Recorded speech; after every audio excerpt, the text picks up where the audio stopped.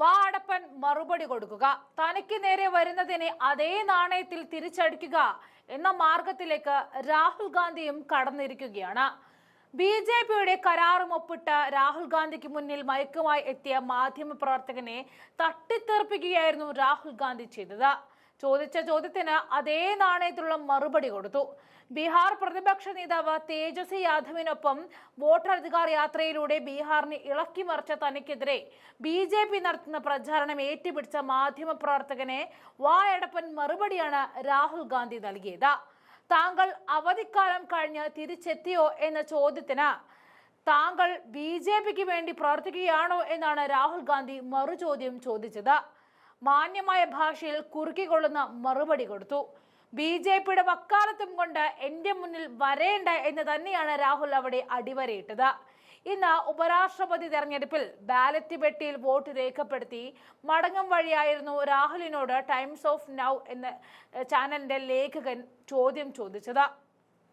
ചോദ്യത്തിന് കിട്ടിയ മറുപടിയും കൊണ്ട് വയറു നിറഞ്ഞ മാധ്യമപ്രവർത്തകൻ വന്ന വഴിക്ക് മടങ്ങിക്കളഞ്ഞു. ജനാധിപത്യത്തിന്റെ 4 തൂണുകളായ മാധ്യമപ്രവർത്തകർ രാഷ്ട്രീയക്കാരുടെ വായ്ത്താരികളായി മാറുമ്പോൾ തനിക്ക് നേരെ വരുന്ന അത്തരം രാഷ്ട്രീയ കുതിരക്കച്ചവടക്കാരുടെ മൈക്ക് തട്ടിത്തെറിപ്പിക്കുകയാണ് രാഹുൽ ഗാന്ധി ചെയ്യുന്നത്.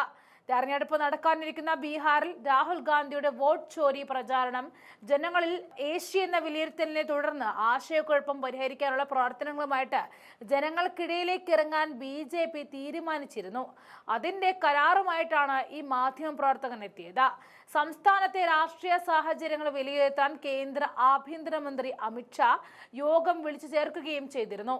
വോട്ടുകളെ കുറിച്ച് രാഹുൽ ഗാന്ധി ഉണ്ടാക്കിയ ആശയക്കുഴപ്പമാണ് യോഗം പ്രാഥമികമായി ചർച്ച ചെയ്തതെന്നും അവ ഇല്ലാതാക്കാൻ ജനങ്ങളിലേക്ക് ഇറങ്ങുമെന്നും മണ്ഡലം തോറും പരിപാടികൾ സംഘടിപ്പിക്കുമെന്നും ബി.ജെ.പി ബീഹാർ സംസ്ഥാന പ്രസിഡന്റ് ദിലീപ് ജയ്സാൾ പറഞ്ഞിരുന്നു.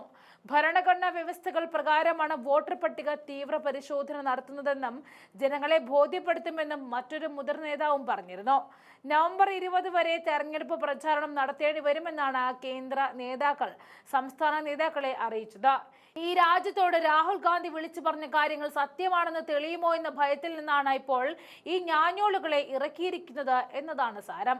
പാർലമെന്റിനെ സ്തംഭിപ്പിച്ചുകൊണ്ട് ആരോഗ്യപരമായ ചില കാരണങ്ങൾ പറഞ്ഞുകൊണ്ടായിരുന്നു ജൂലൈ 21 ജഗദീപ് ധൻകർ രാജിവെച്ചത്. 50 ദിവസങ്ങൾക്ക് ശേഷമാണ് ഇപ്പോൾ തെരഞ്ഞെടുപ്പ് നടക്കുന്നതും. ഭരണഘടനയുടെ ആർട്ടിക്കിൾ 67A പ്രകാരം സമർപ്പിച്ച അദ്ദേഹത്തിന്റെ രാജി ഉടൻ പ്രാബല്യത്തിൽ വന്നിരുന്നു. രാജ്യത്തെ 2ാമത്തെ ഉയർന്ന ഭരണഘടനാ പദവിയിലുള്ള പുതിയ മത്സരത്തിന് ഈ ഒഴിവ് കാരണമായി മാറി. അതോടൊപ്പം ഭരണകക്ഷിയായ എൻ.ഡി.എക്കും പ്രതിപക്ഷമായ ഇന്ത്യ ബ്ലോക്കും തമ്മിലുള്ള രാഷ്ട്രീയ ശക്തി പരീക്ഷണവും നടന്നു കഴിഞ്ഞു. എൻ.ഡി.എക്ക് 425 എംപിമാരുടെ പിന്തുണയുണ്ട്.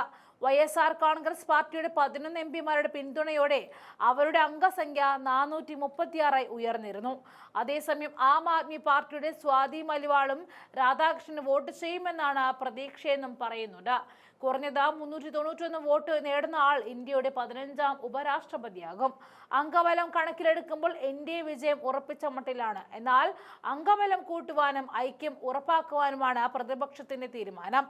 നിലവിലുള്ള ഒഴിവുകൾ കൂടി കണക്കിലെടുത്താൽ എട്ടിൽ കോളേജിൽ 781 എംപിമാരാണുള്ളത്. രാജ്യസഭയിൽ നിന്നുമുള്ള 238ഉം ലോകസഭയിൽ നിന്നുള്ള 542 പേരും തെരഞ്ഞെടുക്കപ്പെട്ടവരും നാമനിർദ്ദേശം ചെയ്യപ്പെട്ടവരുമായ രാജ്യസഭാ അംഗങ്ങൾക്ക് വോട്ട് ചെയ്യാൻ അർഹതയുണ്ട്.